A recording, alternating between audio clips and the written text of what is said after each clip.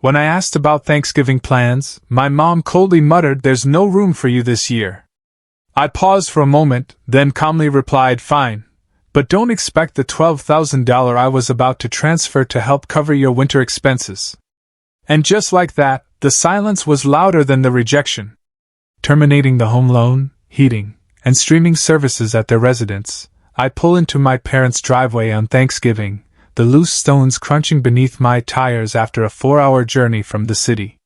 The vehicle's boot is full, 2 pecan pies I bake late into the night, a bottle of my father's preferred whiskey tucked into a gift bag, and a pile of wrapped toys for my nieces, adorned with sparkling ribbons.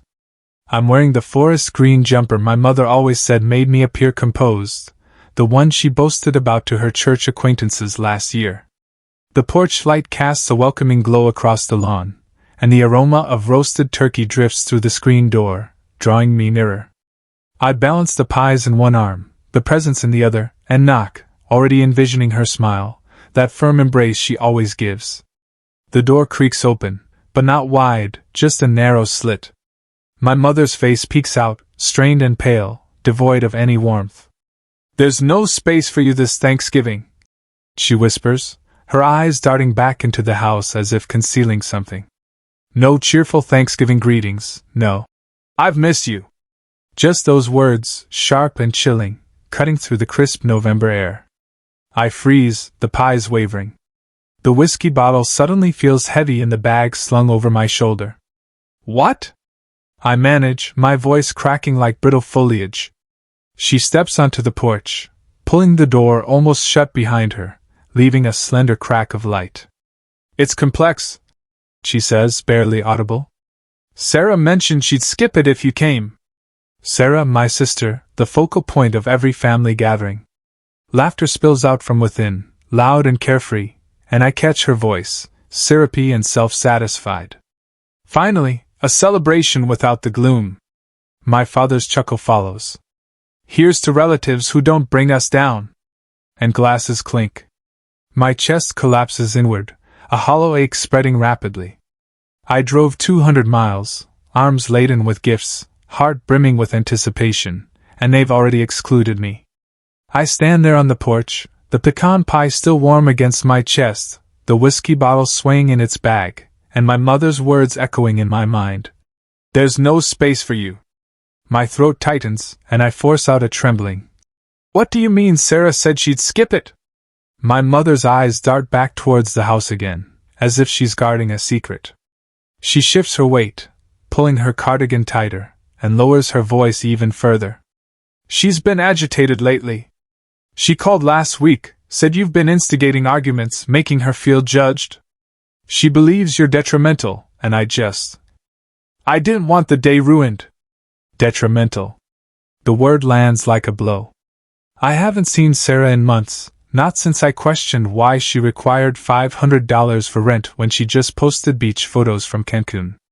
My mother is still speaking, her tone flat, as if reciting a script. "It's better if you don't enter." "Not today."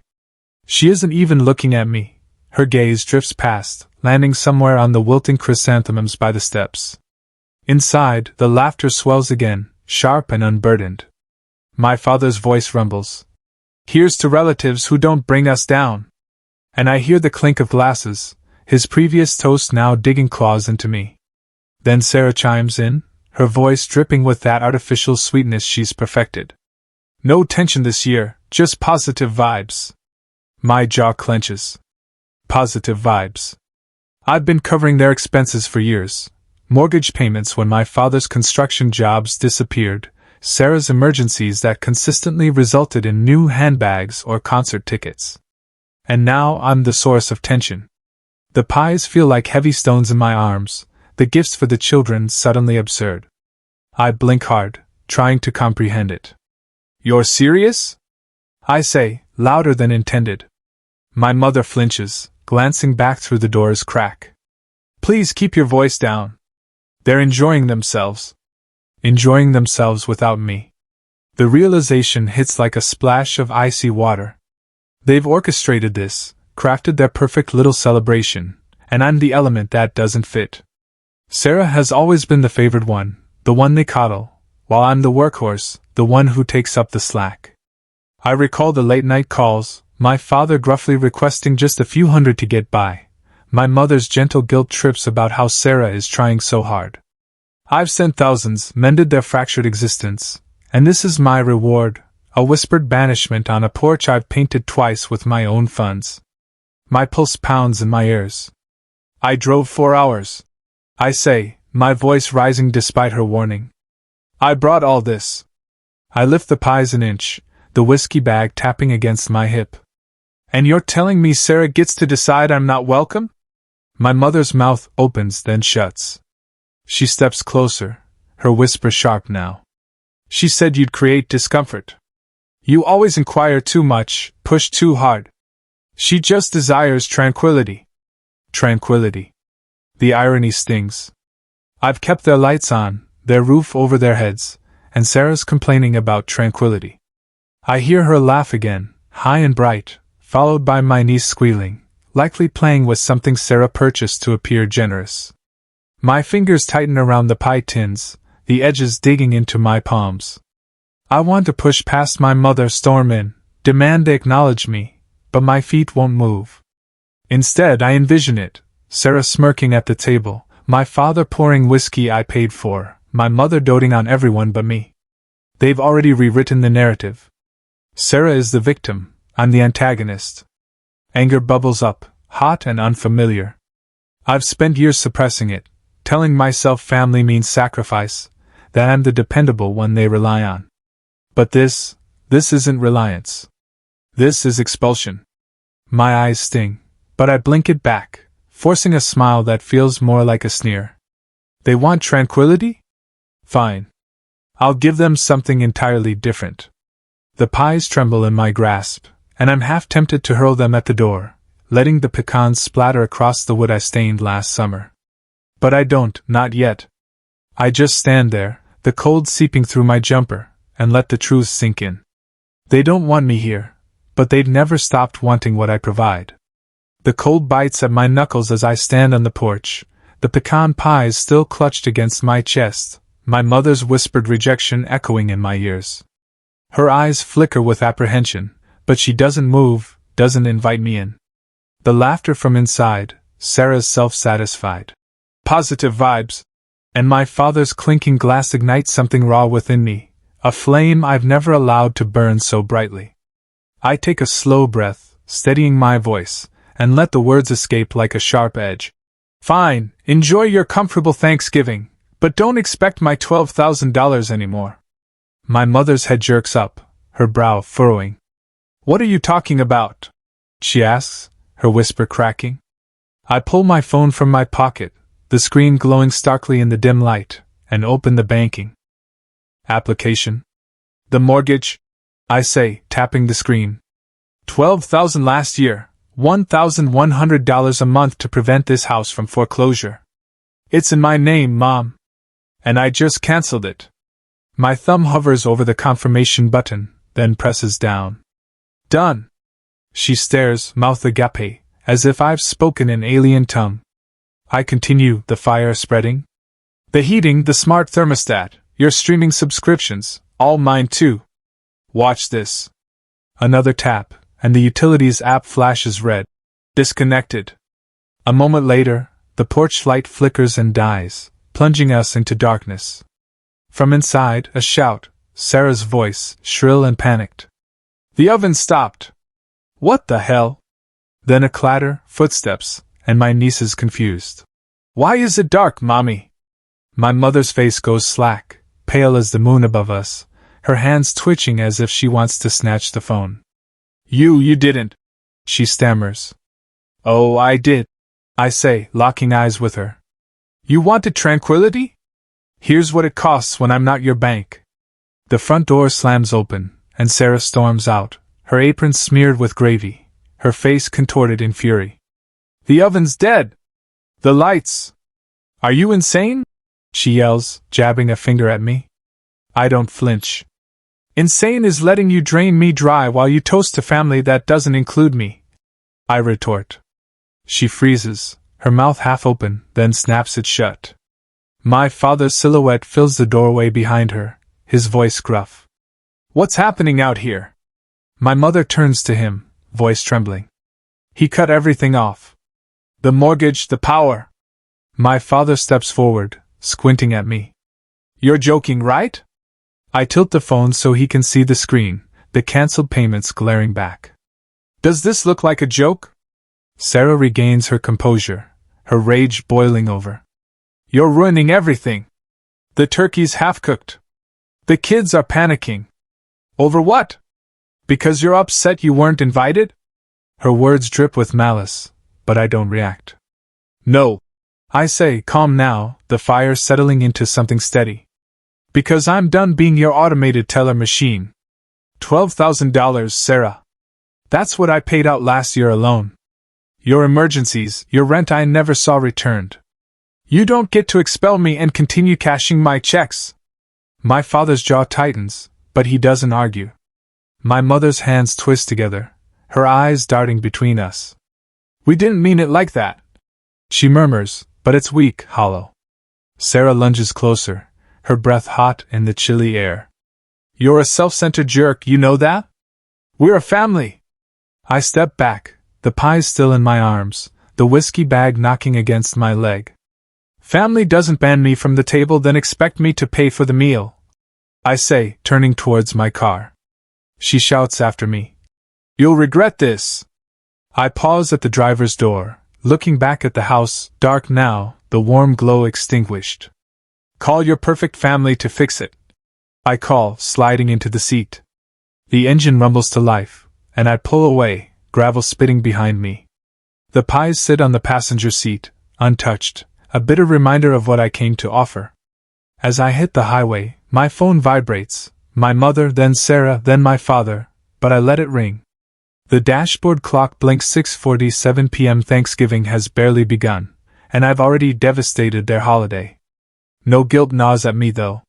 For once, I feel light, as if I've shed a burden I didn't realize I carried. They wanted me gone. They got it, and everything that came with me. The highway stretches dark and empty ahead, the pecan pies still riding shotgun as I grip the wheel.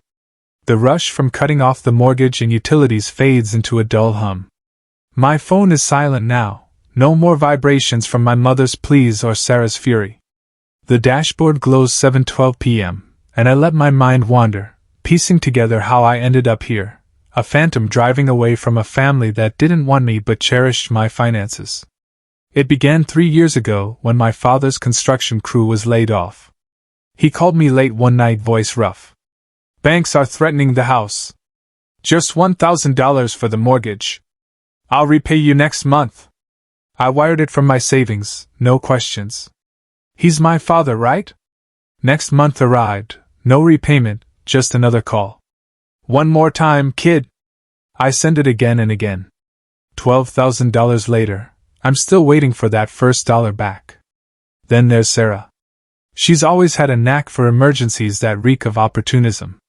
2 summers ago, she texted me, sobbing. I'm $2,000 short on rent.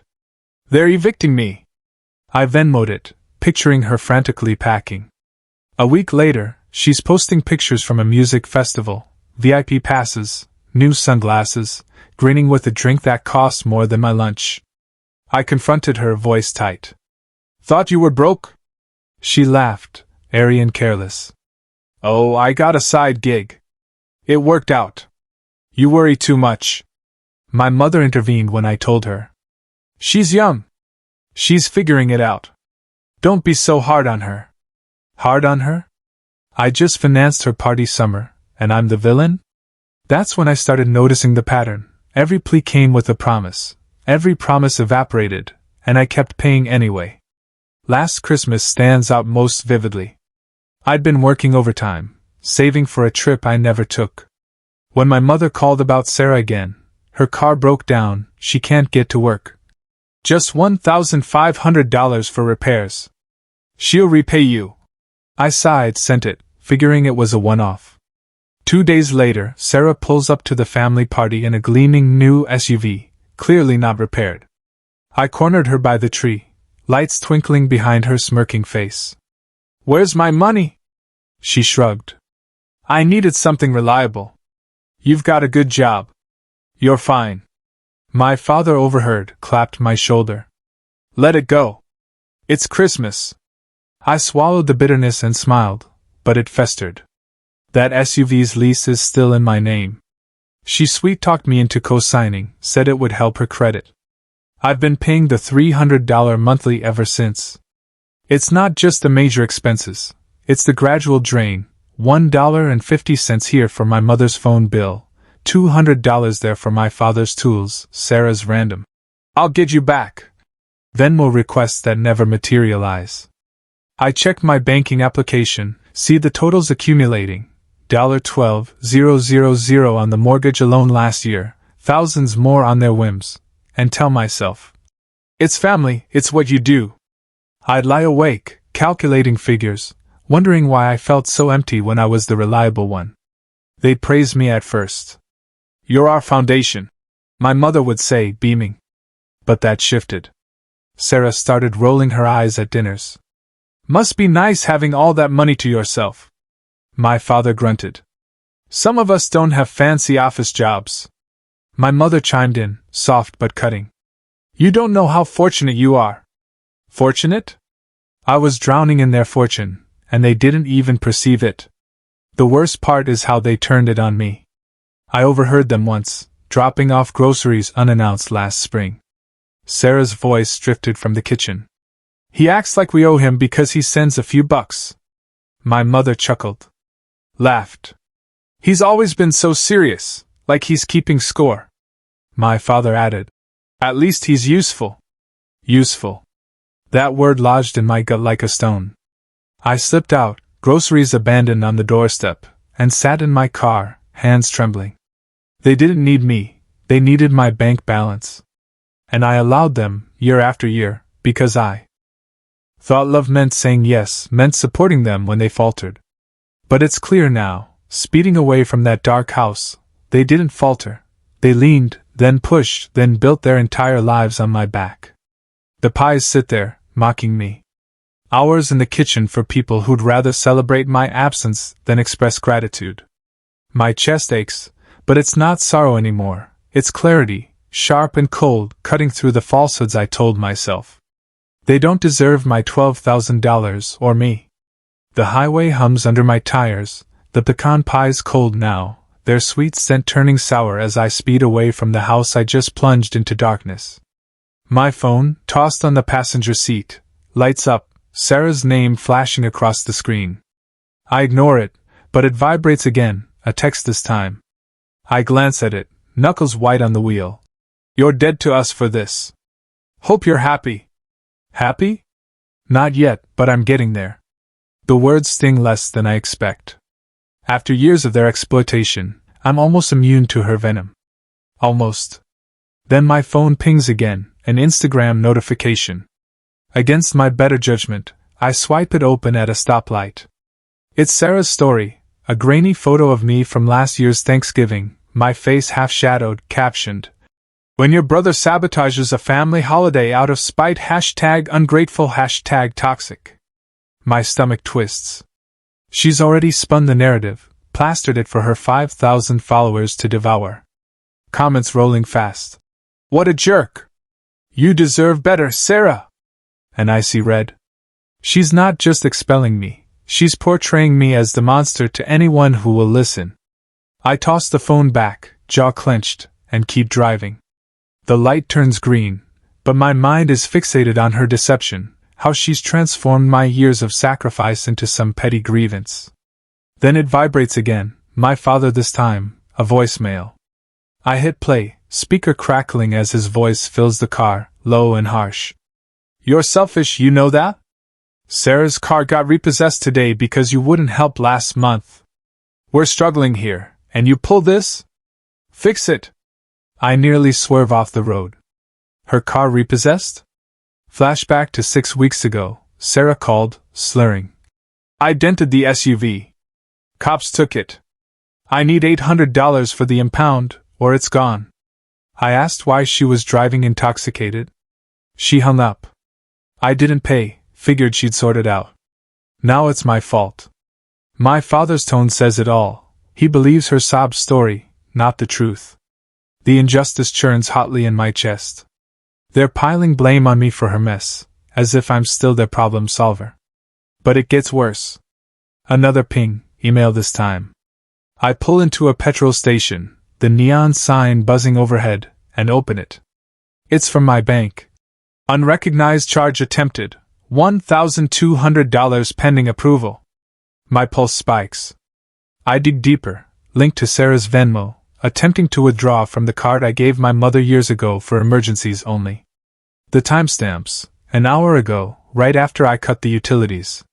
She didn't just defame me online or guilt me through my father, she tried to steal from me, mid-Thanksgiving meltdown, as if I'm still her personal ATM, even after I walked away. I cancel the card on the spot, hands shaking, the attendant eyeing me as I mutter curses under my breath. She has no shame, none of them do. I picture her back at the house, fuming in the dark, tapping my account as if it's her birthright, probably complaining to my mother and father about how I forced her to do it. The rage builds, a tidal wave crashing through me. I've given them everything, $12,000 for the mortgage, thousands more for their whims, years of my sanity. And this is what I receive, Sarah slandering me to strangers, my father reinterpreting her blunders as my failures, and now her grubby fingers in my bank account. I slam the car door, the sound echoing in the empty lot, and lean against the hood, cold metal biting through my jumper. My breath fogs in the night air, each exhale a release of something I've held too long. They've taken my money, my trust, my guitar, she pawned it, I remember now, and now they're stripping my reputation, my self-respect, anything they can seize. I think of my mother's flimsy excuses, my father's gruff demands, Sarah's boundless entitlement, and it clicks, they don't see me as family. I'm a tool, a resource. And when I stopped providing, I became the adversary. I climb back in, the pie's staring at me like a bad joke. My phone is quiet now, no more pleas, just the wreckage of Sarah's lies and her failed theft hanging in the air. The petrol pump clicks off, and I pull out, the road stretching ahead. They've pushed too far, and I'm done yielding. Whatever comes next, they'll face it without my funds or me. For the first time, that feels like power, not loss. I'm barely through my apartment door,